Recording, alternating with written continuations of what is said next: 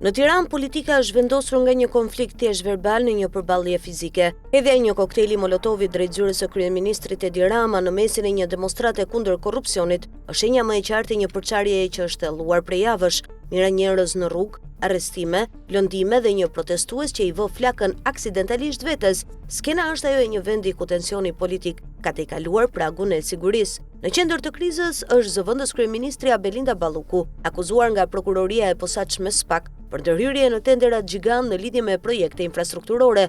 Çështja nuk është vetëm hetimi, por edhe imuniteti parlamentar që deri më tani ka penguar çdo arrestim. Shumica e Partisë Socialiste ka bllokuar votimin për shkarkimin e saj duke u strehuar në gjykatën kushtetuese. Formalisht kjo është pajtueshmëri me rregullat, politikisht duket si një mur i ngritur për të mbrojtur pushtetin. Balluku i mohon të gjitha akuzat dhe premton bashkëpunim, por dëmi tani është sistemik. Kur një ministre e kyçe infrastrukturës përfshihet në akuza që prekin projektet e mëdha të vendit, ndikimi nuk kufizohet vetëm në sallën e gjyqit. Protesta udhëhiqet nga Sali Berisha, një figurë kontradiktore por ende e aftë të mobilizojë rrugët. Mesazhi i tij është i qartë: qeveria nuk është më legjitime.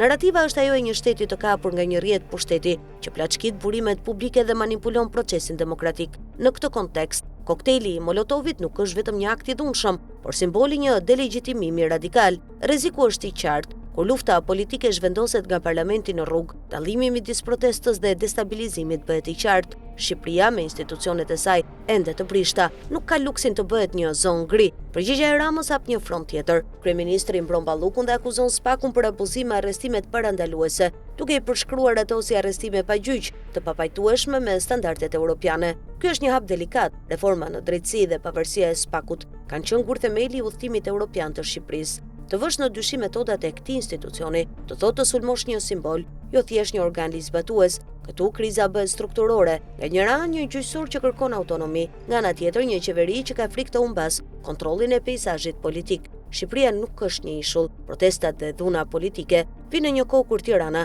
po përpiqet ta paraqesë veten si një partner i besueshëm për Bashkimin Evropian dhe NATO në Ballkan. Qëndrueshmëria e brendshme, akuzat për korrupsion sistemik dhe konflikti i hapur midis pushteteve shtetërore po e dobësojnë këtë narrativ dhe po u hapin derën ndikimeve të jashtme, të gatshme të shfrytëzojnë çdo çarje. Kryeministri Rama flet për bashkëqytetar të dëshpëruar, ndërsa Berisha për një qeveri të palishme.